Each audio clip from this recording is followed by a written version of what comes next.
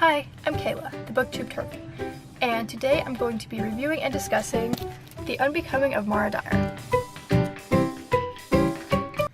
There will be a non-spoilery section at the beginning of this video, and I will let you know when I move into like the actual discussion part, so if you haven't read the book, you'll know when to leave so you don't get spoiled. So this book was on my summer TBR list, and in that video I didn't really give much of a description because I didn't really know what this book was about, and like when I did go to read it I had like no clue what I was getting into, which honestly I kind of liked it that way, not really knowing too much before going in. So if you don't want to know like anything at all, I'll just say that I absolutely loved this book. It was so much better than I expected. 5 out of 5 stars on Goodreads, 96% I'd say. It was a very quick read. Like I breezed through it because I could not put it down. It was so good. So now I'm going to talk a little bit about what this book is about. It follows Mara, and she and her family just moved to a new town because there was an accident where she used to live that killed 3 of her friends, and she has no memories of the event except for what the doctors and stuff told her when she woke up in the hospital. She's in this new place, and basically really strange things start happening to her, possibly because of her, and the whole book had like a really creepy edge to it, which I loved. It was so great. So if you haven't read this book and you don't want to be spoiled, you're gonna want to leave now. Bye. Okay, so on the very first page of this book, it's like a letter or like an entry or something that like I'm assuming Mara wrote, but the very first line is, "My name is not Mara Dyer." So I'm like, what does that mean? Because we never go back to that, so I don't know if like whatever her real name is, if that's like gonna come into play later on, if that's important for some reason. I'm confused by that whole little part. So then we have the first chapter, which is like a before chapter, which I really loved having those kind of like sprinkled in throughout the book because it helped you get to know what happened with the accident, and you kind of found out things as she found out things. So the first chapter starts with Mara, Rachel, and Claire in like the abandoned asylum building or whatever, and they're playing with a Ouija board, and so like my immediate thought is, does she get possessed or something? So like we never go back to that either. I don't know if that whole event was actually significant, because that night wasn't the night that the accident happened, because at the end of that chapter it's like 6 months later or 6 weeks later, something like that, and they were both dead, whatever. So I don't know. Okay, now I want to talk about her family.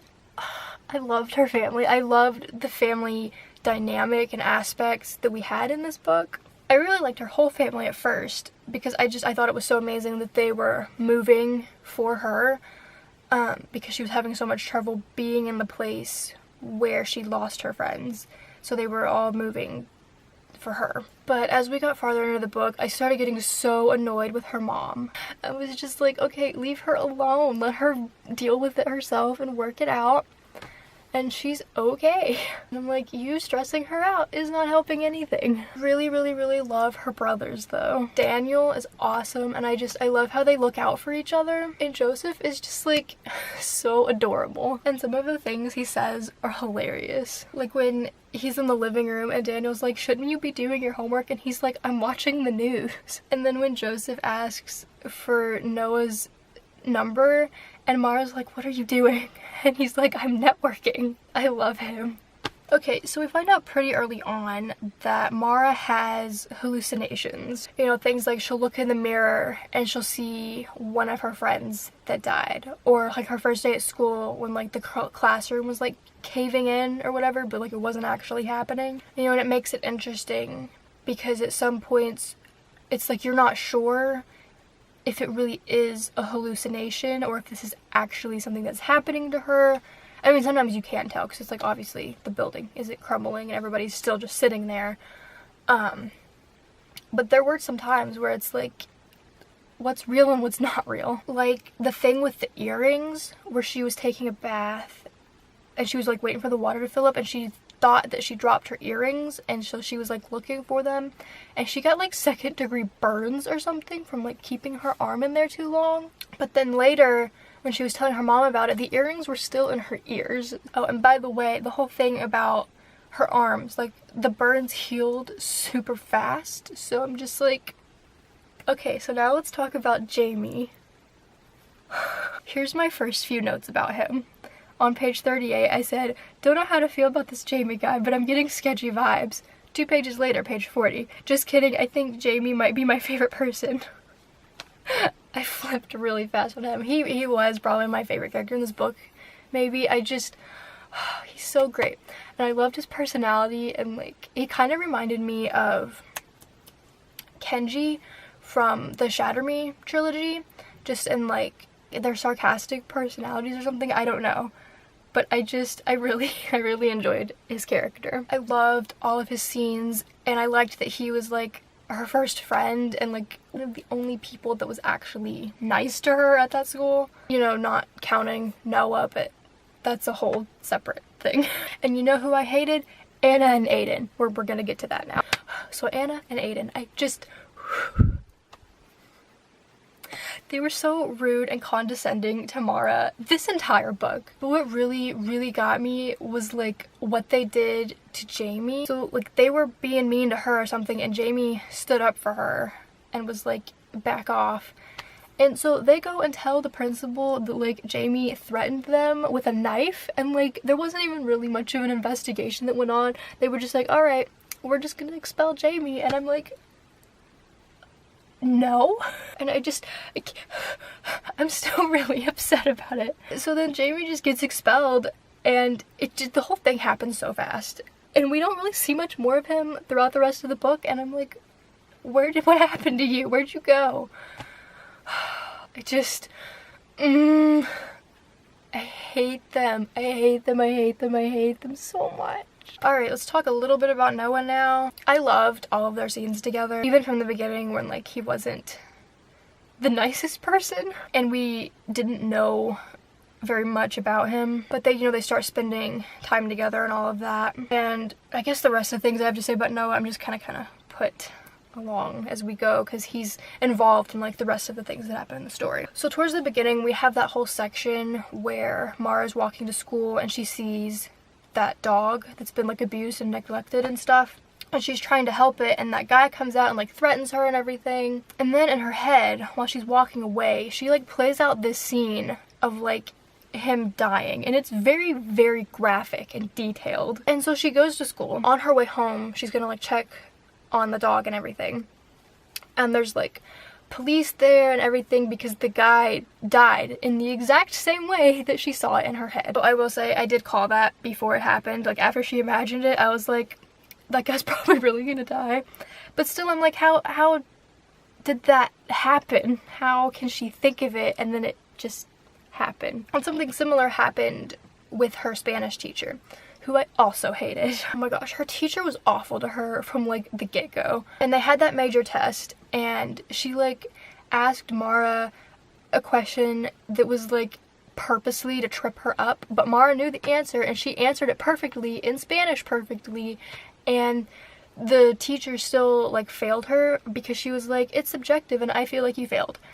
Oh, and then she said that like she cheated or whatever because she was doing bad the rest of the year, and like she suddenly did really good on that test. Like, it's a verbal test. How do you cheat on that? So there was this line where Mara thinks to herself, I hope she choked on her lying tongue, and I'm immediately like, yep, she's gonna die. And she does. And by that point, I feel like the police are like at least slightly suspicious of her, because she was connected to both the guy with the dog and the Spanish teacher.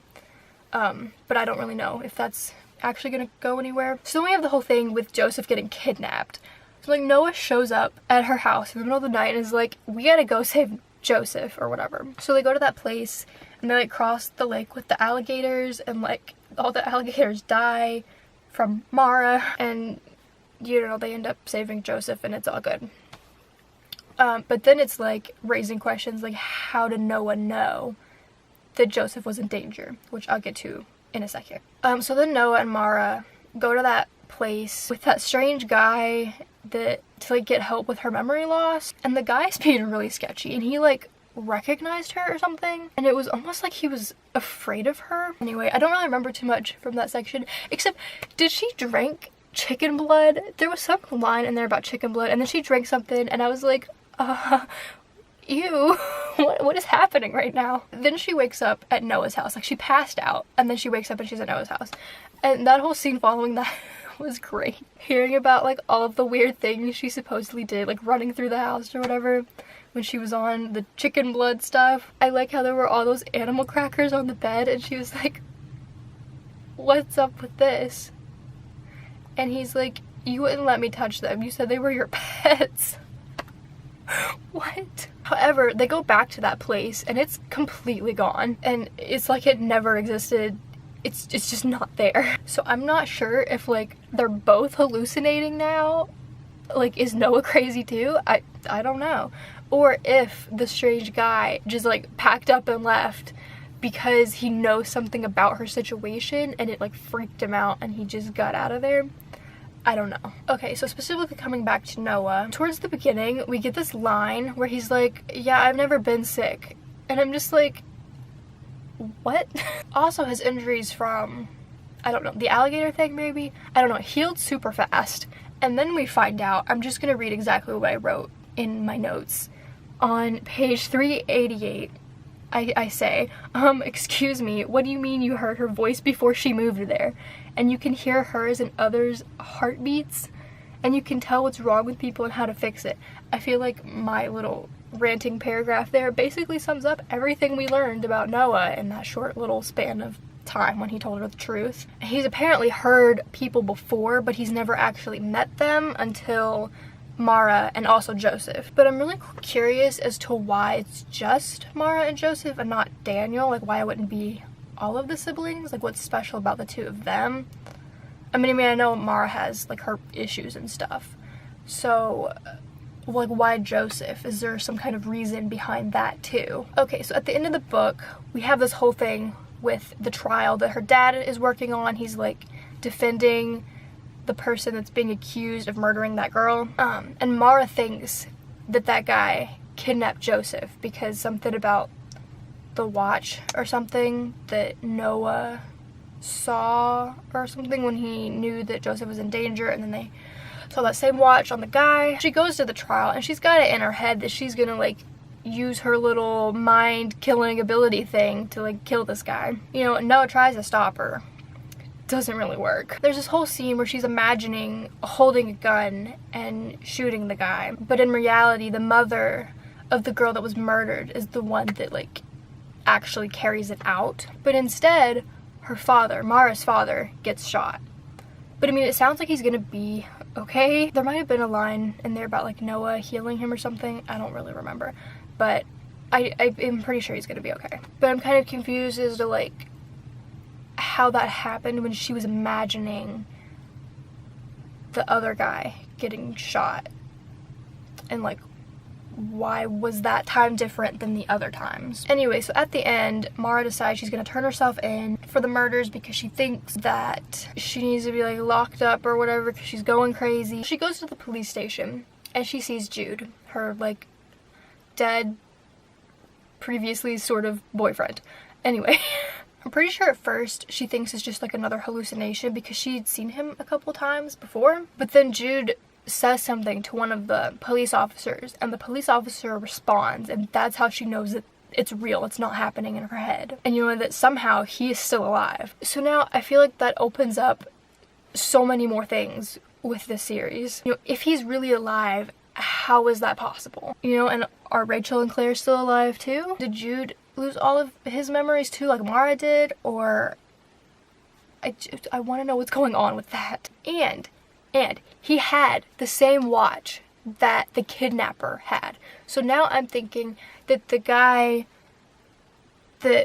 on trial wasn't the one who kidnapped her brother. It was Jude, because I don't like him, because so far it seems like her little hallucinations to reality killing thing happens to people who are trying to hurt her, and he was trying to hurt her. when the building collapsed. So finally on the last page it says, "My biggest problem wasn't that I was losing my mind, or even that I was a murderer. It was that Jude was still alive." So now I'm wondering, why is that her biggest problem? I mean, is it because him being alive raises all these new questions about her situation? Or is it because she's afraid of him?